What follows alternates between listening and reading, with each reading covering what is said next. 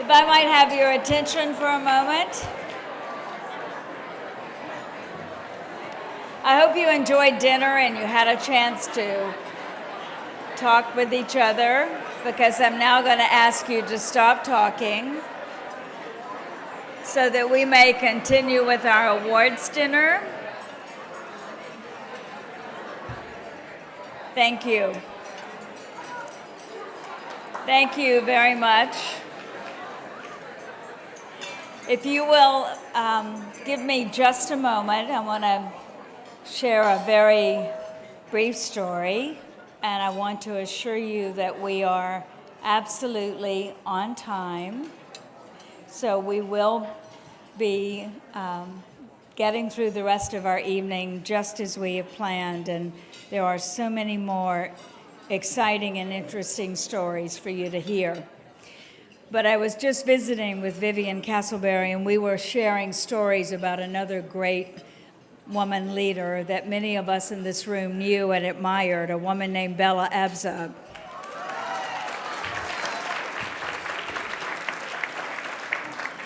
And I asked Vivian if she had gone to Mrs. Castleberry. She told me to call her Vivian, but it feels like I ought to call her Mrs. Castleberry out of respect. I asked her if she'd been to the first women's conference that the women in the Middle East convened in 1990, where Bella made a very important proclamation. And she made many, as a matter of fact. And Mrs. Castleberry told me about changing clothes in a car with Bella, but that's too long a story to go into. And I just wanted to know where her hat was in that ice storm. But Bella said something that I think we need to think about tonight, because it has everything to do with the reason we are here. She said that in the 20th century, because this was 1990 when she made this comment, in the 20th century, women will change the nature of power rather than power changing the nature of women. I hold that thought a lot, because I think, we have a very complicated relationship with power. And it's important to understand that we can change the nature of it and use it for the good of the world. And there are so many examples of that in this room tonight, including the woman I'm going to introduce you to now. Lorene Arbus. Yes.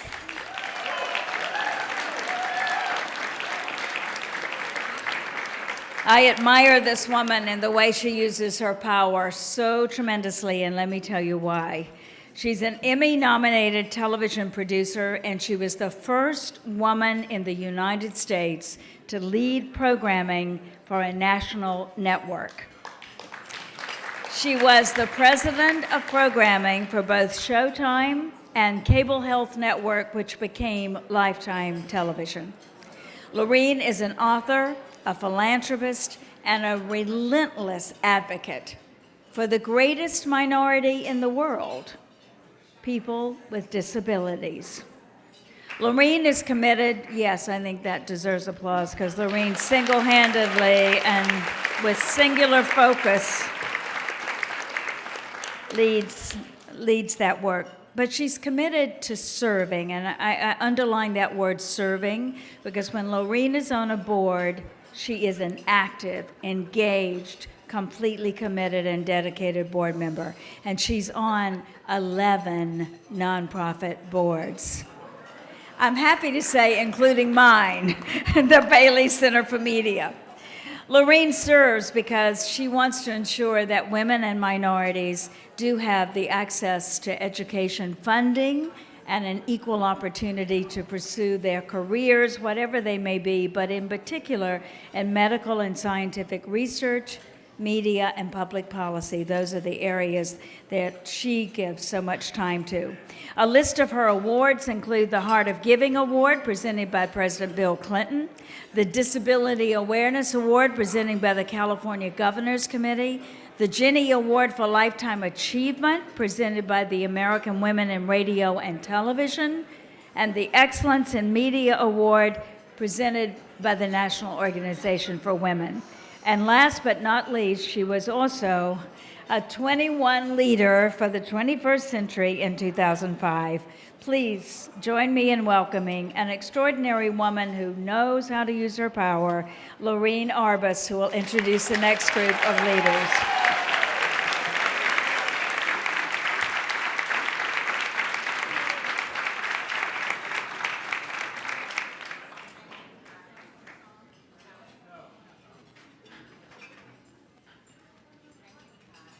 It is my greatest joy to serve on Pat's board, and my other greatest joy to do anything that Rita would ask. She is so amazing, and I thank you for Rita for what you do.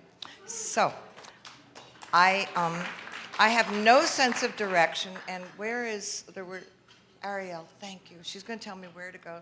I rehearsed everything, I remember nothing, because I have no sense of direction. All right.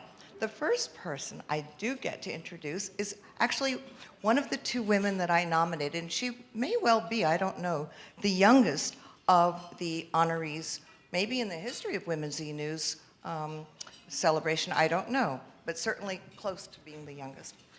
So let me quickly get to my notes here. Martha Diaz.